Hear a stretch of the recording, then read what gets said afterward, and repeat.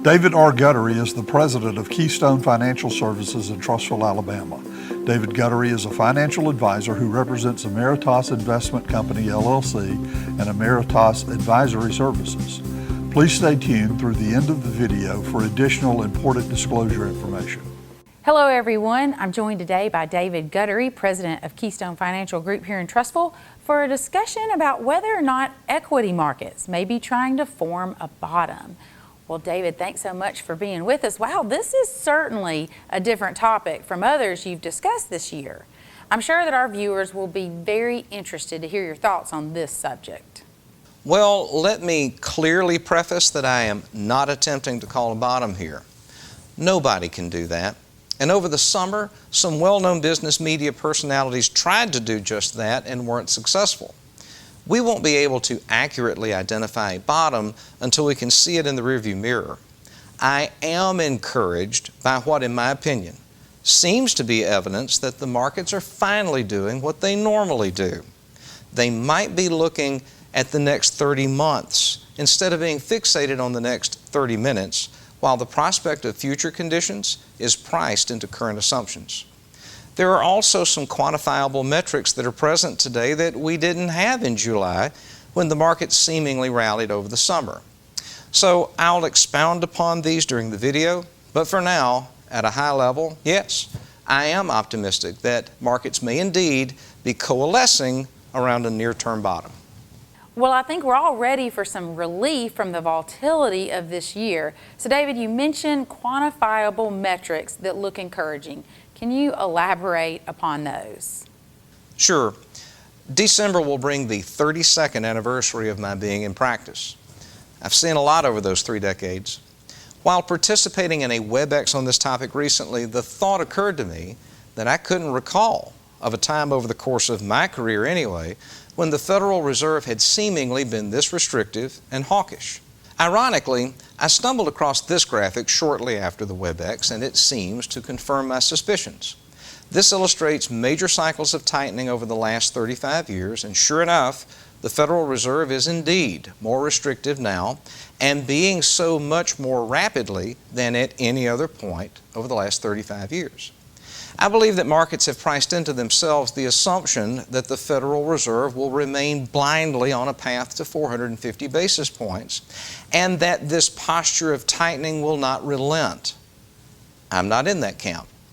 We'll find out in a few weeks when the meeting minutes are released, but I believe that the Federal Reserve may find itself with the latitude to pursue targets of tightening, but with a less hawkish tenor, given the degree by which we can now measure economic deceleration.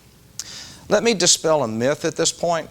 In my opinion, the Fed is not trying to control inflation. They are trying to disincentivize lending and borrowing. If they are successful, then the velocity of money should continue to decline and hopefully leave us with fewer dollars chasing as many goods.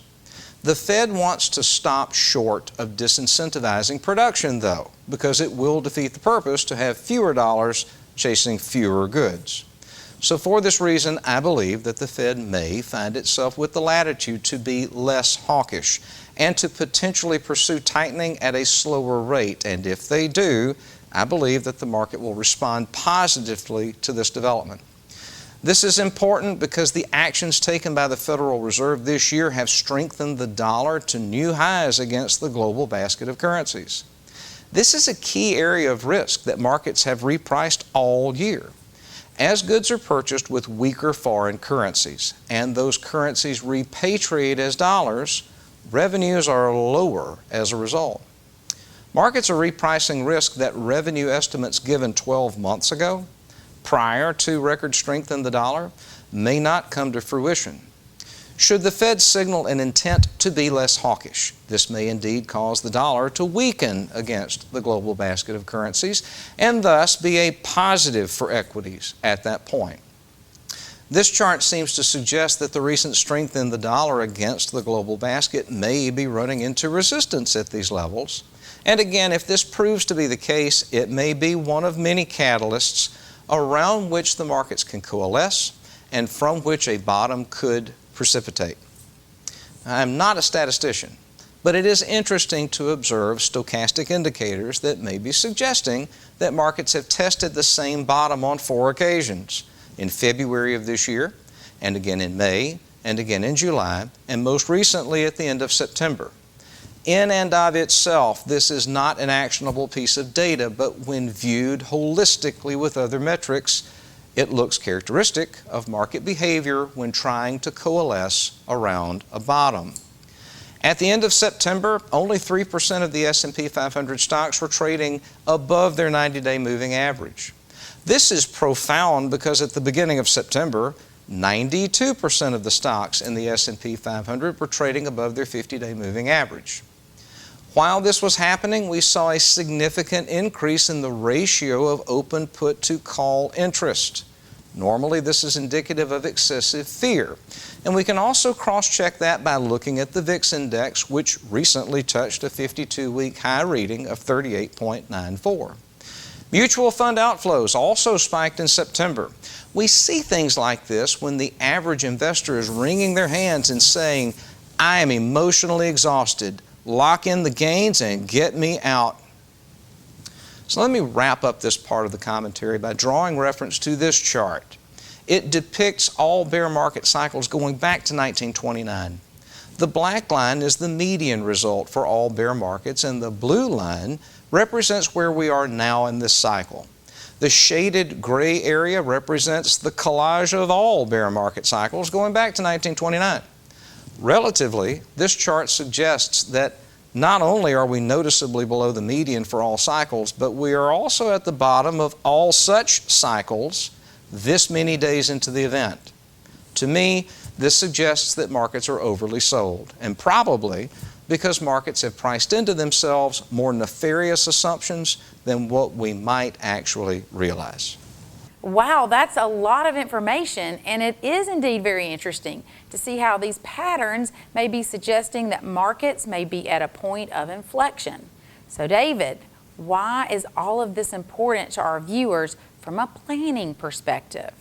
In our video from last month, you'll remember that I drew reference to a chart that depicts emotional states of being across the economic cycle.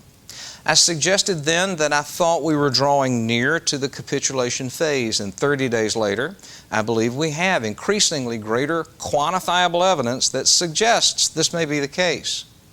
All of this is important because if we are indeed coalescing around a bottom and you're not in the market, then in my opinion, you run an even greater risk that comes with talking yourself out of participating in the recovery when it occurs. We also looked at 2 sample pieces of planning output in last month's video that depicted the impact to the outcome of planning objectives when someone sits out a 2-year period of time such as this. The output showed a pretty significant difference in the projected values by the same point in time. By giving into capitulation, you create a vacuum from which you may never recover. So in conclusion, regardless of the period of time or the state of the economy, the achievement of long-term goals is predicate on the consistency with which you meet the implementation of the strategy. The composition of the investment accounts will change to reflect the current period of time, but the approach, the dedication, and the commitment to the strategy should be unwavering. Even missing a few years with the thought of letting a volatile period of time come and go can have a detrimental impact 40 years down the road on the potential success of long-term plans. I know that everyone is weary of this strange and unique year, but I also believe that we're drawing near to a point of inflection, and now is the time to have conviction and intestinal fortitude to work through periods of time such as this and avoid the risk that comes with riding the emotional roller coaster. Well, David, as always, great information. And for additional information, David may be reached through the means listed upon the following screen. For the Trustful Tribune, I'm Brandon Dawkins. David Guttery independently offers securities and investment advisory services through Ameritas Investment Company, LLC, member FINRA, SIPC, and Ameritas Advisory Services. Information provided in today's segment is gathered from sources believed to be reliable. However, its accuracy cannot be guaranteed and should not be interpreted as tax or legal advice. Any performance stated is past performance and is not indicative of future results.